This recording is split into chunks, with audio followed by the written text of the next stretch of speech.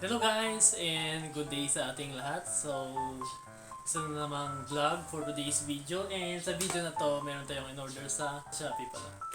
So, in-order natin ito and nag-order tayo ng SJ8 na SJ cam na SJ8 Pro.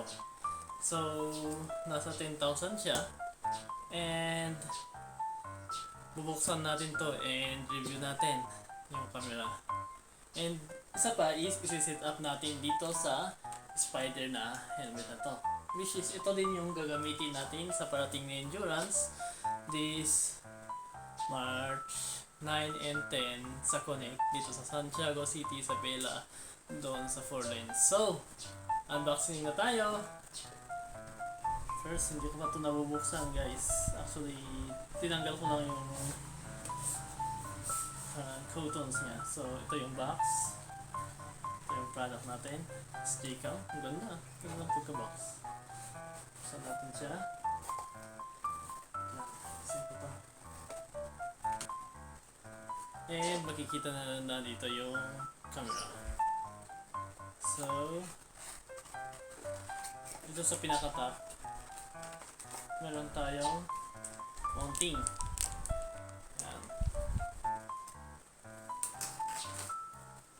Same mounting. Shin mount. Pwede.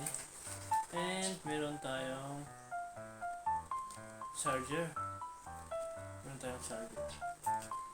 And dito meron tayong lens cover.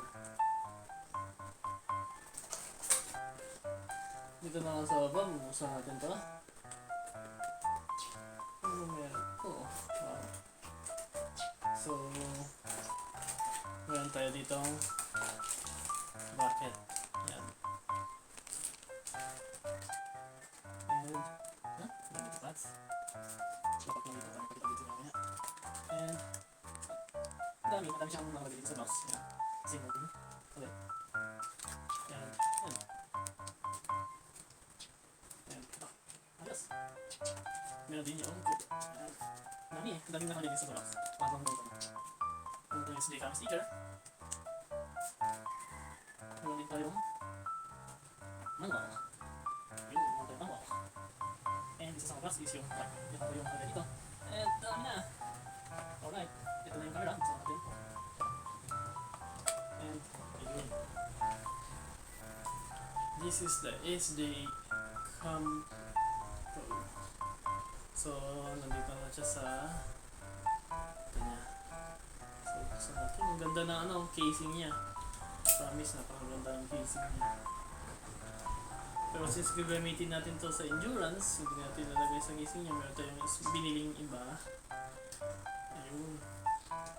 And magaan din siya. Ayun.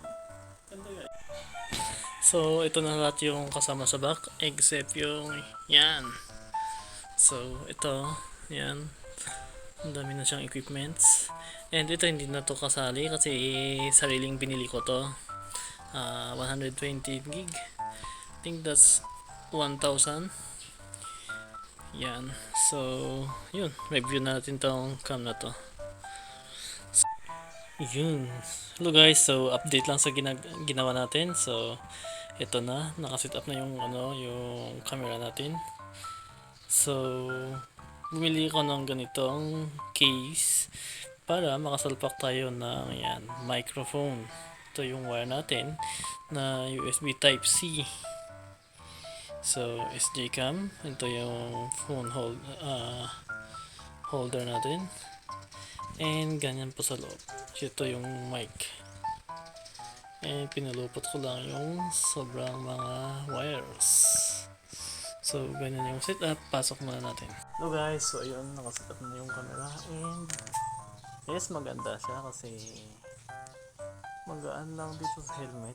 So, ganyan po yung isura. Alright. So, video test muna tayo. And, review.